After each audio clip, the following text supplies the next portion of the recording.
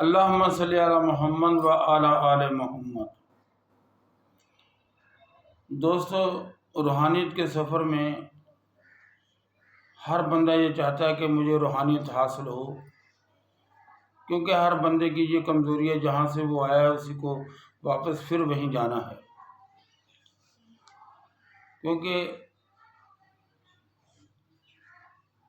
ہماری ایک روحوں کا مرحلہ، پھر ہمارا جسمانی مرحلہ، اس کے بعد پھر قبر، پھر حشر۔ ہر بندہ یہ بات جانتا بھی ہے، سمجھتا بھی ہے، لیکن وہ کون لوگ ہیں جن کو اللہ تبارک تعالیٰ ان کا ہاتھ پکڑ کے اپنی طرف کھینچتا ہے، جن کو اللہ تبارک تعالیٰ پسند فرماتا ہے؟ وہ لوگ کون ہیں؟ دوستو، حضرت مجدد الافسانی رحمۃ اللہ علیہ فرماتے ہیں کہ جاہل نہ کبھی ولی ہوا ہے، نہ آئندہ ہوگا۔ اب اللہ تبارک تعالیٰ کے پسندیدہ انسان بننے کے لیے جو خاص چیزیں چاہیے، جو اس بندے کی خاص نشانیاں ہوتی ہیں، وہ جس کسی میں بھی آپ دیکھیں، سمجھ لیں یہ اللہ کا ولی ہے۔ اس کو اللہ تبارک تعالیٰ نے اس کا ہاتھ پکڑ کر اپنی طرف کھینچ لیا ہے۔ پہلے تو آپ یہ چیک کریں کہ وہ بندہ شریعت محمدی کا کتنا پیروکار ہے، پھر وہ صاحب علم کتنا ہے، کیونکہ اللہ تبارک تعالیٰ نے قرآن کریم میں یہ کہیں نہیں فرمایا کہ میں نے ایک تہجد پڑھنے والے کے اوپر ایک تہجد پڑھنے والا رکھا ہوا ہے۔ اللہ تبارک تعالیٰ نے فرمایا ہر علم والے کے اوپر ایک علم والا ہے۔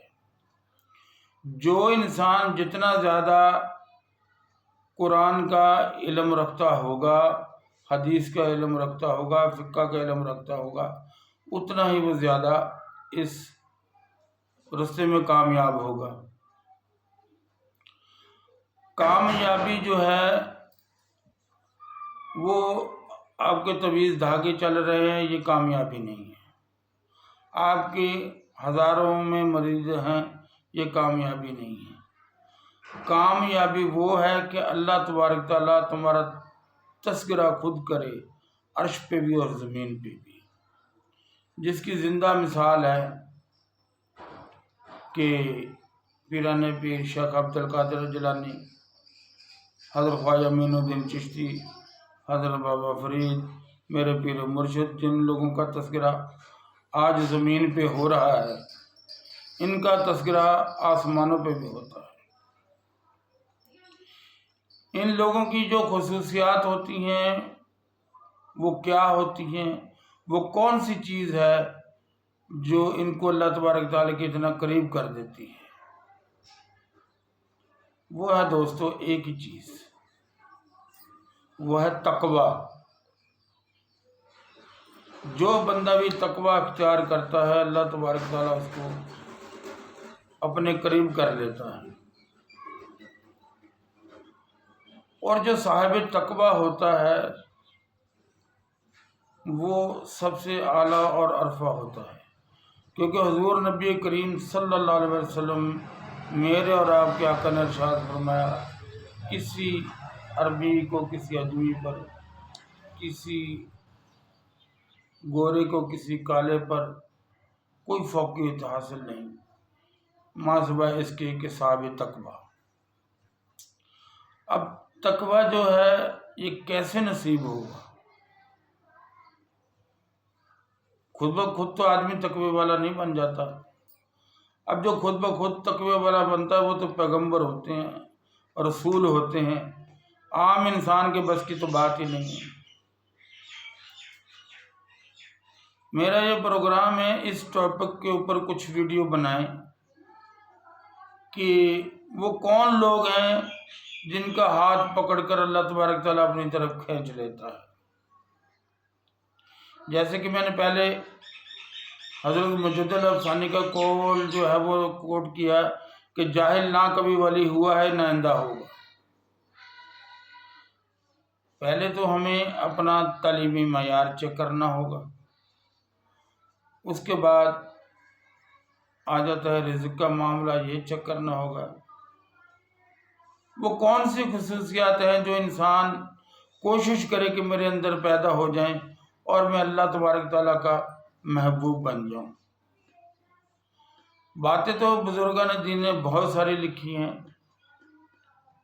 لیکن چند ایک گزارشات آپ دوستوں کے ساتھ ضرور شیئر کروں گا۔ وہ ایک ویڈیو میں آ جائے، 2 میں آ جائے، 4 میں آ جائے۔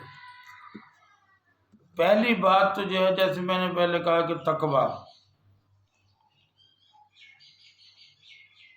اگر ایک بندہ صاحب تقویٰ نہیں ہے، اس کی عمر 20 سال ہے، 30 سال ہے، 50 سال ہے، تو وہ صاحب تقویٰ کیسے بن سکتا ہے؟ کیا عبادت کرنے سے ولایت ملتی ہے؟ ریاضت کرنے سے ولایت ملتی ہے؟ ولایت اسی کو ملتی ہے جس پہ اللہ کا فضل ہے۔ یہ تو سارے بہانے ہیں، کیونکہ جس پہ وہ کرم کر دے نہ وہ پھر ان پڑھ رہتا ہے، اور پھر اس کو خود بخود توفیق دیتا ہے کہ وہ بندہ شریعت محمدی کی پیروی کرے۔ اس ٹاپک کو چھیڑ رہے ہیں۔ اللہ سے دعا ہے کہ اللہ تبارک تعالیٰ مجھے بھی اور آپ کو بھی اس میں کامیاب کرے۔ دوستوں، اگر اب ویڈیو آپ کو اچھی لگی ہو تو شیئر بھی کیجیے گا، لائک بھی کیجیے گا اور سبسکرائب بھی کیجیے گا۔ اور اس موضوع پہ میں کوشش کروں گا کہ 4-5 ویڈیو میں یہ معاملہ جتنا ہو سکے اس کو کلوز کر دیں۔ السلام علیکم۔